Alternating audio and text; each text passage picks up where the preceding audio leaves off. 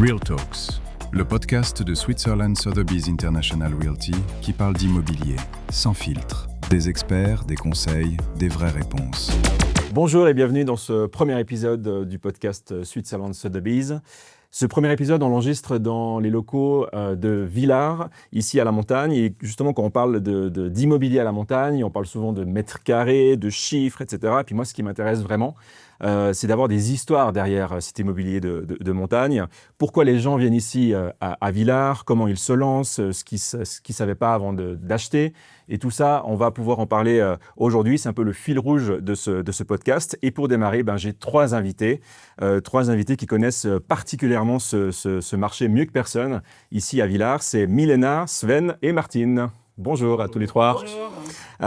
Peut-être pour commencer, on va déjà essayer de décrire Villars en trois mots. Martine, on peut peut-être commencer. Si quelqu'un ne connaît pas Villars en trois mots, comment on peut le décrire ? Authentique, superbe qualité de vie, endroit préservé, pas trop construit. Il fait bon y vivre tout le temps, résidence secondaire, puis toute l'année. Nous, on y vit toute l'année, puis voilà, on est heureux. Ça se voit en tout cas. Ouais. Milena ? Je rejoins Martine, c'est aussi une communauté très internationale et cosmopolite.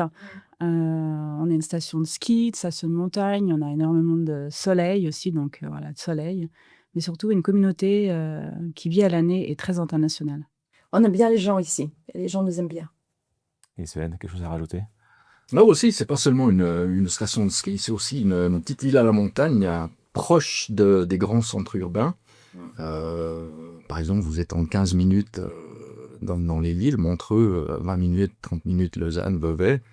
On a aussi beaucoup de gens qui choisissent Villars pour s'établir avec le télétravail et tout. Donc, c'est pas juste une station de vacances, c'est un lieu de vie.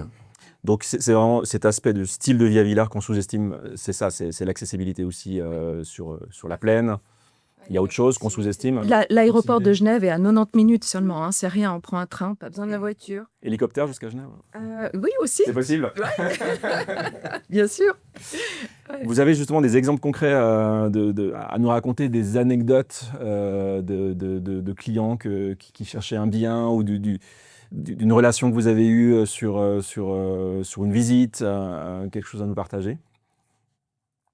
Milena ? Toutes les ventes qu'on a faites l'année dernière, et je crois aussi, j'en discutais avec Sven, c'est vraiment une nouvelle tendance depuis les dernières années. On est plus qu'un village de montagne, on est vraiment comme on vit à l'année ici. Moi, toutes les choses que j'ai vendues l'année dernière sont des gens qui sont venus s'installer ici à Villars et à Grillon en résidence principale. Et ce sont les gens qu'on recroise après, donc on crée des liens. Moi, c'est surtout ça qui m'a marqué dernièrement, des gens qu'on suit et qu'on aide à s'installer ici sur place à Villars et à Grillon. Je dis Villars-Grillon parce qu'on oui, c'est un peu la région. On vit ensemble sur le plateau de Villars-Grillon. Des gens qu'on recroise régulièrement après, ensuite. C'est un grand village, ouais, grande famille. Hein. Ça me fait penser à un exemple. Pas plus tard qu'hier soir, je dînais avec un couple de clients qui sont devenus des amis, qui ont acheté un chalet que j'ai vendu 2 fois. Et on s'est retrouvés dans le même restaurant hier soir. Il y avait les anciens propriétaires qui ont rencontré les nouveaux propriétaires. Et puis c'est vraiment une petite communauté de gens qui deviennent amis. Puis on devient aussi amis avec eux. Génial. Parce qu'une vente ne s'arrête jamais. En fait, après la vente, il y a 2, 3 semaines, 6 semaines, 1 mois, 2 mois pendant lesquels on les suit. Et même 2, 3 ans après, ils cherchent autre chose ou ils veulent vendre. Et puis la roue tourne. Et donc, c'est une communauté de tous les clients, en grande majorité. Les clients qui sont contents restent ici et puis deviennent des amis. Et le bouche à oreille marche. Oui.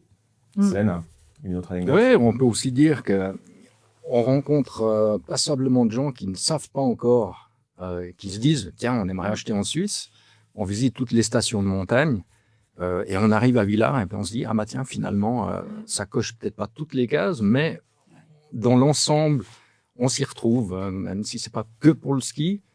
Une fois qu'on est à Villars, on est proche de toutes les autres stations de ski, en fait. Et on Donc, choisit c'est un peu Villars, un hub de pas. Pied-à-terre, c'est pratique aussi, ouais, c'est vrai. Du coup, Milena, finalement, pourquoi les gens viennent s'y installer? Donc, on a déjà un peu abordé tout ça, mais finalement, pourquoi choisir Villars plutôt qu'ailleurs? Alors, on pourrait faire une classification des types de clients finalement qui viennent s'installer à Villars. Alors c'est vrai que la première chose à laquelle on pense, ce sont déjà les clients qui viennent en résidence secondaire, ceux qui cherchent un appartement ou un chalet pour y venir le week-end, pendant les vacances. Donc ça, on a toute la Riviera, les Genevois, les Lausannois qui cherchent vraiment la résidence secondaire. On est proche, hein, donc on est une des stations les plus proches. Donc ça, on est très très recherché par cette clientèle-là. Des gens qui viennent aussi de plus en plus souvent l'été, hein. C'est pas que l'hiver. On a beaucoup développé sur Villars les saisons d'été. Donc les gens viennent volontiers aussi l'été. Après, on a quand même aussi beaucoup de touristes. Hein. Ça, c'est vrai. Des touristes, on a beaucoup de Belges, de Français, de Hollandais qui cherchent eux-mêmes la résidence secondaire. Donc, ils peuvent acheter ici. Voilà, ils peuvent acheter ici. Alors après, peut-être on en discutera de manière plus détaillée au niveau des conditions. Hein. C'est pas les mêmes accès pour ces clients-là. Et puis, comme on vient de le dire, de plus en plus, la clientèle principale, c'est quand même une clientèle qui recherche une autre qualité de vie, une autre manière de vivre. Et qui souhaite s'installer ici. Et Villars a beaucoup de qualités, hein, parce qu'on y vit bien, tout en étant à proximité, comme l'a si bien dit Sven, des transports, des villes de Montreux, Lausanne, Genève ou même Martigny, si on va dans le Valais. Ouais, puis j'ai constaté, le village, il y a tout, quoi, aussi. Il n'y en a pas besoin de redescendre ou d'aller ailleurs. Hein. Il y a vraiment tout. Économiquement très actif, on a les collèges de renommée internationale qui amènent beaucoup de monde. Ce sont des jeunes qui vont faire leurs études ici et puis qui vont revenir quelques années plus tard. Ils auront fait, voilà. Ils sont attachés après. Quelques sous, ils sont attachés et reviennent. Et puis, ils continuent leur chemin ici. Ils investissent. Donc, c'est pérenne.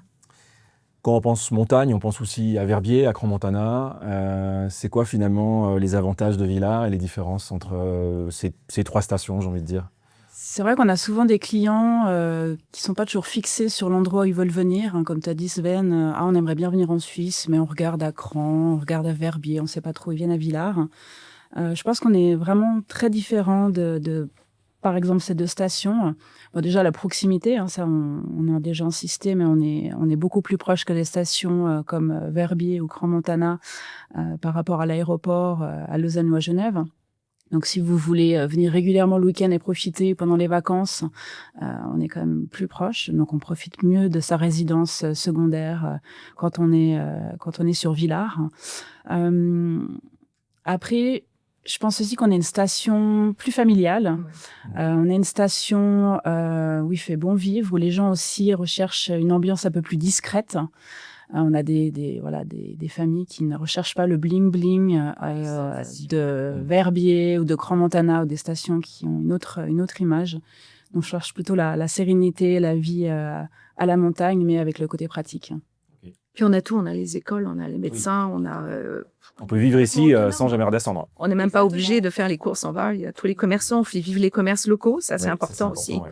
Et c'est ce qu'on aide aussi les clients à comprendre quand ils sont ici. Profitez de la vie ici, vous avez tout, vous n'avez pas besoin de redescendre, profitez-en, les gens sont gentils, ils sont résilients. Il n'y a rien que les commerçants ou les entreprises ici ne feraient pas pour faciliter la vie des gens qui viennent s'installer. Et ça, c'est vraiment on vit toute l'année. On vit toute l'année. C'est vraiment magnifique. Sans compter qu'on est moins cher qu'ailleurs aussi. Hein. En plus, il y a tous les avantages. Sven, quand un client arrive ici à l'agence, sans idée préconçue, qu'est-ce qui fait trancher entre un chalet et un appartement pourquoi il choisit plutôt un chalet, plutôt un appartement? C'est quoi un peu le... Alors, comment tu vas l'orienter? Là, c'est plus il faut d'abord comprendre le but de son achat. Si c'est pour venir juste... disons, si c'est un étranger qui cherche sa résidence secondaire, ce sera peut-être plus pratique d'acheter un appartement, parce qu'il y a la conciergerie, l'entretien, ses clés en main, il vient, il arrive dans son garage, il monte. Un chalet, ça demande de l'entretien, les jardins et tout. Après, toutes les entreprises sont là pour pour s'occuper des jardins, mais il y a peut-être, je dirais, tout dépend du but de l'utilisation. Et le prix, j'imagine, change aussi un petit peu. Il faut comprendre, quand on reçoit un client la première fois, savoir exactement comment il va utiliser sa propriété et dans quel but. Quel est son puis là, projet. un appartement, Et c'est là que tu l'orientes. soit alors un chalet. Ok. Et j'imagine aussi le budget, en fonction du budget. J'imagine un appartement, c'est comme un peu moins cher qu'un chalet. Pas toujours, mais disons On a quelques c'est un bons petit peu plus exemples. accessible quand même, suivant lesquels. Il y a des petits chalets, des gros appartements. Oui, Là, ça dépend du standing et Ouais. puis de la qualité du bien qu'on recherche. Mais il y a vraiment de tout dans les deux, individuel ou dans une PPE, propriété par étage. Mhm. Dans le parcours d'achat, le client, quel est l'avantage finalement de venir ici, de prendre un courtier justement pour l'accompagner? C'est quoi les étapes et quel est l'avantage il a justement d'être accompagné avec un courtier? C'est déjà d'avoir des recommandations sur le processus d'achat, qui peut être une jungle, hein, si on ne connaît pas si on a besoin de financement, si on a besoin de conseils, de choix de notaire, le processus d'achat, les impôts, les charges, les frais annuels. Je pense que le courtier est là pour répondre Pour accompagner. à toutes les questions. Hein. Après, on oriente en fonction de la recherche. Ouais, c'est un accompagnement personnalisé aussi en fonction des problématiques que peut avoir le client acheteur. Le courtier saura répondre à toutes les questions. Et tous les acteurs, en fonction de là où ils viennent, ne connaissent pas. C'est tenants et aboutissants. Ils ont vraiment besoin, la plupart surtout des non-résidents, qu'on ne veut pas appeler les étrangers. C'est pour ça qu'on les appelle les non-résidents. Il y a beaucoup de choses qu'ils ignorent. Ouais, et puis Totalement. vous êtes là, vous êtes présent, vous habitez ici, Bah oui, donc vous connaissez. il y a de l'émotion, mais il y a aussi le exactement, côté ouais. accompagnement technique et économique, installation. financier, etc. Ouais. Puis aussi, je pense que, comme tu disais tout à l'heure, Sven, on est là pour écouter aussi les clients et on peut bien les diriger par rapport à leurs critères de recherche.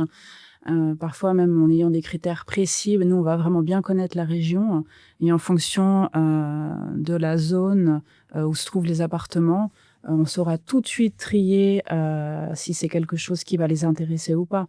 On ne voit pas toujours sur les annonces les détails qui sont importants pour les clients. Et nous, immédiatement, on connaît et on va pouvoir les diriger sans qu'ils perdent de temps et d'énergie. Hein. C'est juste. Puis parfois, des gens viennent justement pour acheter un chalet individuel.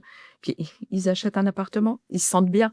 Il y a aussi le côté émotionnel quand Bien on sûr. cherche un bien. Seul ou en famille, il faut que les enfants sont là. La femme est là. C'est souvent le boss. Elle se dit, non, c'est ça que je veux. Et puis voilà, ça peut changer complètement. Et ça, c'est sur place qu'on voit ça. Sven, est-ce que tu as un exemple de négociation de ces complexes que tu as pu gérer et qui a vraiment fait la différence avec ton accompagnement? Alors, c'est arrivé une fois, voire plusieurs fois d'ailleurs, un client qui venait d'Asie, qui connaissait, qui cherchait, il n'était pas décidé. Ça aurait pu être une recherche sur l'Oberland bernois, le Valais. Il est arrivé à Villars et puis en fait, il n'avait jamais regardé sur Internet ce qu'il y avait. On l'a simplement, je l'ai reçu et puis en écoutant pendant la visite, on a commencé par quelques choix, première visite, et puis en écoutant vraiment ces critères, vraiment, à comprendre ce qu'il recherchait, je lui ai dit, tiens, pour vous, je pense que j'ai quelque chose là qui pourrait vous convenir, c'est pas du tout affiché, on y va, on va voir. S'il a acheté. C'était le coup de cœur. Ouais. Mais là, on sent justement aussi ce côté professionnel, courtier, où tu vas analyser ce qu'il a besoin, l'écouter surtout, Psychologue. beaucoup, exactement. Et puis tu pourras sortir de ton chapeau le bien qu'il faut, qui est idéal. Et parfois, les gens ont des idées très précises et ne se dirigent pas vers un bien. Et nous, on va quand même leur proposer, parce qu'on a compris que ça pourrait leur convenir. Et souvent ça fonctionne. Ouais. Ah ouais. Martine, quelles sont les 2-3 dépenses que les acheteurs oublient systématiquement On les oublie pas longtemps. Alors, bien sûr, il y a les frais notariés, Oui. les frais de mutation. Alors ça, c'est un regroupement de frais. Il faut compter à peu près 5% sur le prix d'acquisition. En plus. Voilà. En plus, bien sûr. Les frais de courtage, tout ça, c'est déjà inclus dans le prix de vente. Puis après, il y a d'autres frais, mais on va pas non plus débouter tout le monde parce que si on ajoute tous les frais, les gens vont se dire, oh là là, c'est cher, on va pas y aller. Mais oui, il y a des taxes comme partout dans le monde, etc. Mais c'est quand le client vient ici, qu'il ne sait pas ça, très clairement, on lui dit, voilà, ça vaut 1 million, là-dessus, vous rajoutez 5%, puis vous aurez des taxes, par exemple 0,3% pour la taxe foncière, etc., etc. C'est un calcul précis qu'on leur dit il faut, bien sûr. Ça fait partie, si quelqu'un a besoin d'un financement, il y a des coûts sur le financement aussi, hypothécaire. Mais ça se passe bien en général. C'est bon, on le dit très vite, de façon à ce que on puisse en prendre compte dans leur budget. Parce que si on commence à avoir quelque chose qui est complètement hors budget et qu'après on leur dit mais il y a ça, plus ça, plus ça, ça doit être compris dans une enveloppe qui dépense si on parlait d'1 million, il faut que tout soit compris dans 1 million, sinon si c'est plus, ça joue plus. Puis il y a les banques aussi. Donc voilà, il y a beaucoup de choses. J'ai acheté un objet ici, j'aimerais le louer. Est-ce que c'est possible et quelles sont les promesses un peu floues qu'il y a là derrière? Il ne faut pas que ce soit trop flou, justement. Donc, vous êtes aussi là peut-être aussi pour conseiller. Voilà, exactement. Par exemple, un non-résident, il va pouvoir louer un appartement qui est inscrit en résidence secondaire, mais il va pouvoir le louer autant de temps qu'il va venir ici séjourner. C'est-à-dire qu'il vient 3 mois, il peut le louer 3 mois, etc. Mais il peut pas louer plus. Voilà, c'est pas 11 mois, 1 an. Ça, c'est pas possible. Okay. Et il y a des restrictions là-dessus. Donc le maximum, c'est 6 mois finalement. Oui, à peu près. Si on compte l'année complète. Oui, exactement. Et puis, ce qui est intéressant, c'est que il peut louer un appartement ou un chalet, ça va renflouer un peu des frais, et puis il va pouvoir payer des charges de PPE. C'est intéressant financièrement. Il peut en profiter, donc il y a quand même le plaisir personnel de pouvoir profiter de son habitation, d'une acquisition de résidence secondaire, et en plus générer un revenu et puis payer ses charges de PPE qui sont quand même en général assez importantes. Plus importantes qui s'y retrouvent. Oui, il y a des charges, oui, bien sûr, il y a gardiennage, le déneigement, les accès, etc. Donc tout ça, quand on a des clients, on leur précise toutes ces choses parce que tout ce qui est financier est éminemment important. Mais le fait de pouvoir louer un logement en résidence secondaire, c'est joindre le plaisir à l'agréable et puis surtout retomber dans une... ça rapporte. Mais bien sûr. Pas énormément, mais ça peut payer, frais, ça couvre les frais. C'est surtout ce que les gens recherchent. Si on le loue tant, ça paye nos charges et puis on peut en profiter, etc. Et on est propriétaire. C'est mieux que d'aller le dépenser dans tous les hôtels du monde. Exactement. Puis c'est un patrimoine qu'on retransmet. Surtout. Neuf ou ancien? Est-ce que tu as un exemple de rénovation qui a fait la différence? Est-ce qu'il faut acheter de l'ancien entre guillemets et rénover? Est-ce qu'il faut acheter du neuf directement? Tu as des conseils? Est-ce qu'il y a des exemples que tu peux partager? Alors ça, c'est aussi particulier. Ça répond aussi à la demande des gens. Les gens qui vont préférer, certains clients vont préférer quelque chose qui a du caractère. Alors quelque chose du caractère, ça ne sera pas quelque chose de récent.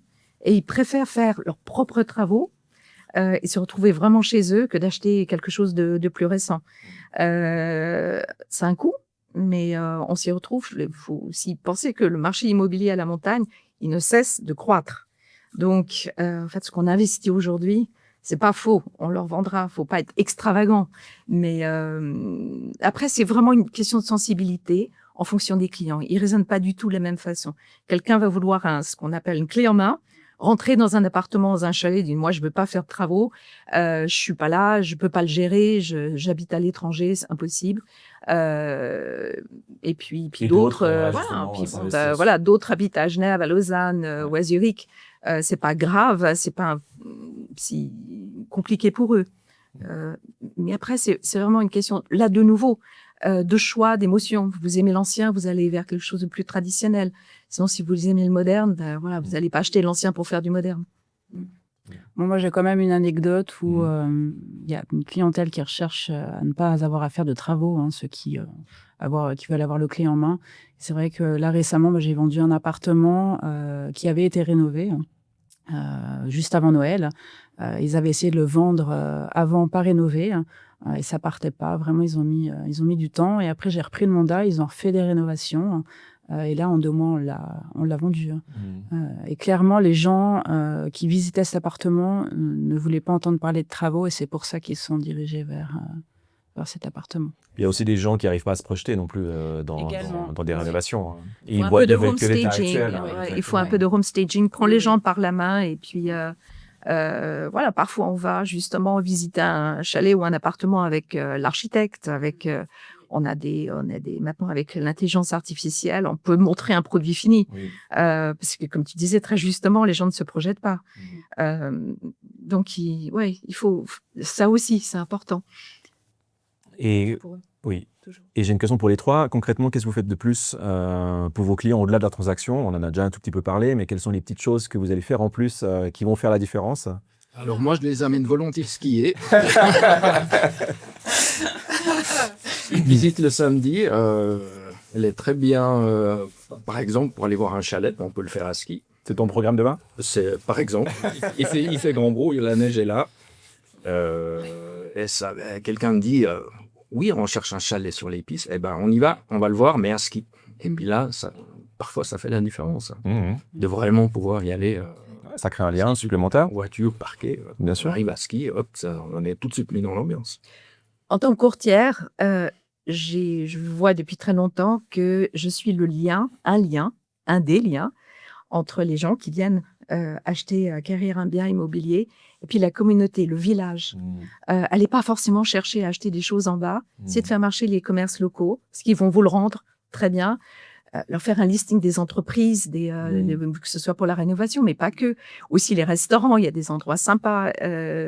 Parfois, j'y vais avec eux, justement. Je leur présente les restaurateurs. On passe le vendredi soir ou le samedi soir. C'était le cas hier soir avec ces 3 clients. Ceux qui ont acheté, ceux qui ont vendu, etc. On s'est retrouvés, on a fait des photos. C'est génial, c'est des moments uniques. Et ça, c'est humain. C'est ça. Et c'est vraiment... Ils viennent à la montagne pour être heureux. Pas que pour payer des factures et puis faire de la voiture ou du train. Donc quand ils sont ici, ils sont bien, qu'ils rencontrent des gens qu'ils aiment bien, ils sont reconnus ici. Et les gens qui habitent à Villars sont très résilients, quand on les connaît, ils sont chaleureux. Et même parfois, ils apprennent l'anglais. Parce qu'il y a beaucoup, évidemment, c'est une communauté cosmopolite. Voilà, ce qui est le lien entre toutes ces personnes, c'est la langue anglaise. Donc, mon boucher, il apprend l'anglais. Tout le monde sait dire 2-3 mots en anglais. Ouais, c'est vrai que c'est pas qu'une transaction.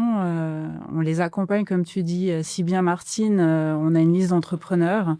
Et souvent, nos clients ont besoin de conseils au niveau des rénovations, justement. Donc, on a toute une liste pour les conseiller. Moi, j'ai beaucoup de clients qui me demandent aussi au niveau des écoles, sur les écoles publiques, les écoles privées qu'on a sur Villars, l'organisation aussi au niveau des garderies. Donc, on leur donne beaucoup de conseils. Puis, comme pour une petite anecdote, justement, j'ai vendu un chalet en face de chez moi il n'y a pas si longtemps. Et demain, on a les voisins, nos nouveaux voisins, justement, qui viennent à la maison. Donc, on va faire connaissance au-delà de la transaction immobilière. Ils ont aussi des enfants. Les enfants vont faire connaissance. Et je sais qu'elle a une liste de questions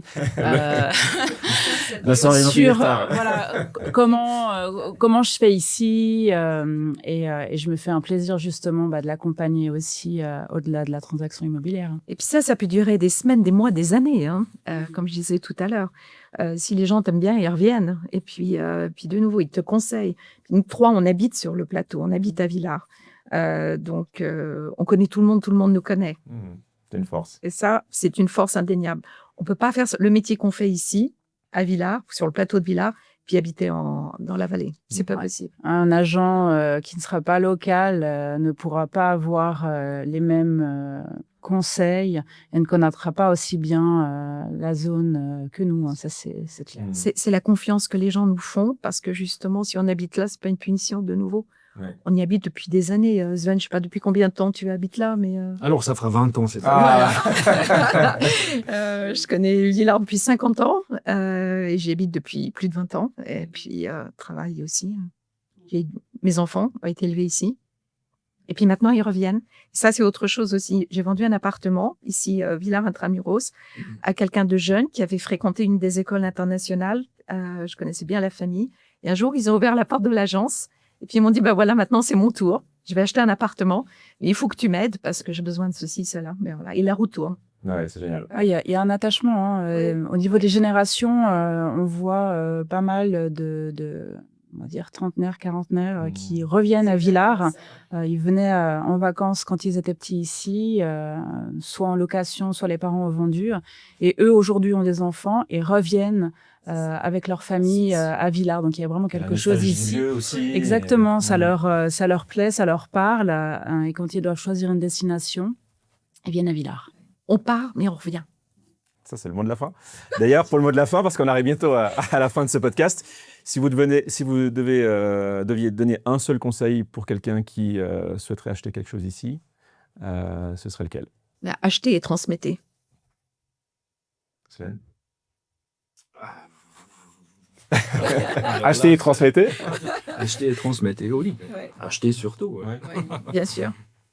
Pour un petit conseil, je pense que c'est bien d'être prêt aussi au niveau financement. Ouais. Parce que ça peut aller vite. Comme ça, quand vous voyez quelque chose qui vous plaît et qui remplit la majorité des critères, vous êtes prêt tout de suite à faire une offre. Parce que les beaux biens, ça peut vite partir et ça peut prendre un petit peu de temps au niveau de l'administratif. Donc moi, j'aurais envie de dire, soyez prêts déjà avec un préfinancement et une bonne idée du budget, mais pas seulement, j'ai regardé sur Internet vite fait. Allez voir la banque. Allez voir au moins sa banque habituelle pour avoir une idée assez précise de sa capacité. Pour être prêt le jour où vous tombez sur l'appartement ou le chalet de vos rêves, que ça vous passe pas sous le nez. Tout à fait juste. Et d'ailleurs, on travaille avec des courtiers dont on donne les coordonnées, on partage les coordonnées avec les clients. Et ça sort de notre C'est les courtiers en zone financement. en financement. On leur donne 3-4 courtiers. Les gens les contactent. Puis là, les conseillers leur demandent de préparer toutes sortes de documents. Et puis, ça se passe après avec eux. Et puis ensuite, ils disent, bon, ben voilà, bonne nouvelle, on peut mettre un petit peu plus d'argent, on peut acheter un petit peu plus haut que ce qu'on pensait, parce qu'on est deux à travailler, etc., etc. On a un peu plus d'apport. Et voilà, donc ça, c'est important. Puis les financements... On ne se substitue pas à la banque. Résidence sequindaire, résidence principale. C'est différent. C'est pas la même chose. Oui. Donc parfois, les gens s'imaginent qu'ils ont un certain budget, ils ont été sur Internet. Et finalement, Donc, en c'est pas du secondaire, tout ça. c'est plus de fonds propres, c'est ça? Oui. Très bien. Voilà. On a fait déjà le tour. Merci beaucoup pour cette discussion. Ça passe vite, ça. Mais oui, ça passe vite. Merci à vous. Bonne suite de journée. À bientôt. Et puis, on se retrouve très bientôt pour un autre podcast dans une autre agence de Switzerland Sotheby's. À bientôt. Ciao. Vous écoutiez Real Talks, le podcast de Switzerland Sotheby's International Realty. Retrouvez-nous sur toutes les plateformes de podcast et n'oubliez pas de vous abonner pour ne pas manquer nos prochaines conversations.